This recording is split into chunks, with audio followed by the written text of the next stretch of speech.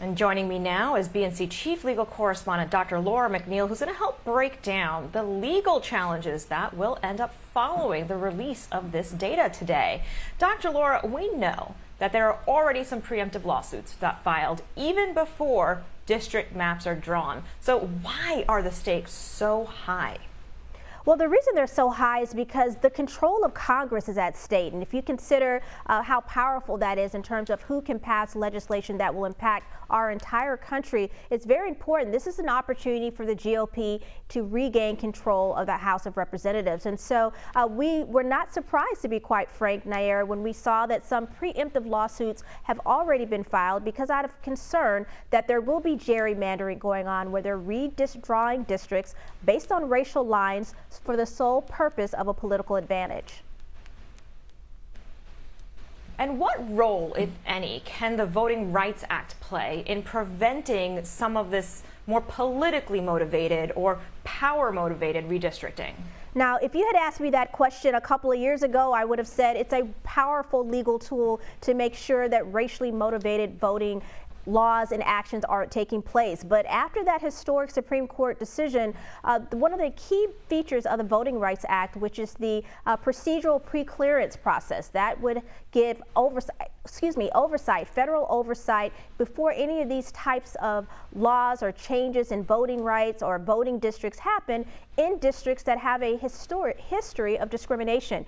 But now that feature or that component, Section 2 of the Voting Rights Act, has been invalidated. And so really it's not playing a key role, which is why it's so important to pass the For the People Act as well as the John Wright's Voting Rights Act. This is a perfect example, Nayyera, of how vulnerable voters are and our election process to manipulation, again, that is politically motivated and racially motivated. And when we hear the term redistricting, other people hear the term gerrymandering. So what is it about the practice of how this data is used to draw these district lines that ends up creating a problem?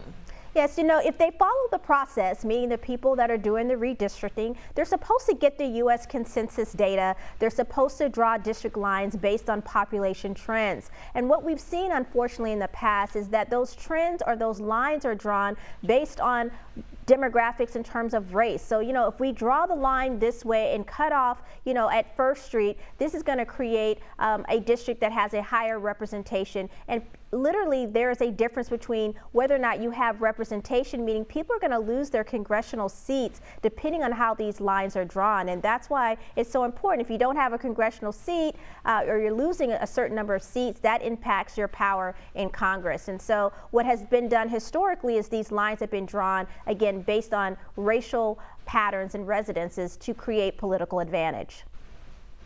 And let's put a really fine point on it. You can have a large community that is majority black, and gerrymandering ends up splitting up that community into multiple different congressional districts, even though all these people live in the same area. But when you apportion them into different congressional districts, then they become the minority in that district. So what is actually the legal solution to make sure that doesn't happen?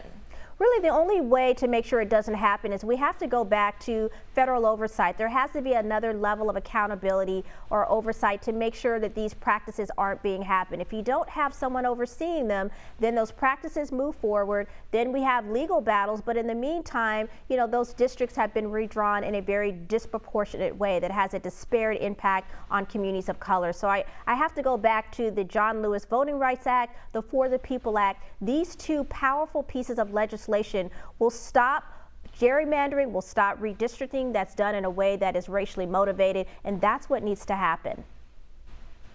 And Dr. Nayyera will add on to that the idea of really caring what your state legislators are doing. We know the Texas Democrats have taken a strong stand. They are now nationally recognized figures, but this is why all politics ends up being local. Chief Legal Correspondent Dr. Nayyera McNeal, thank you for joining us tonight. Thanks.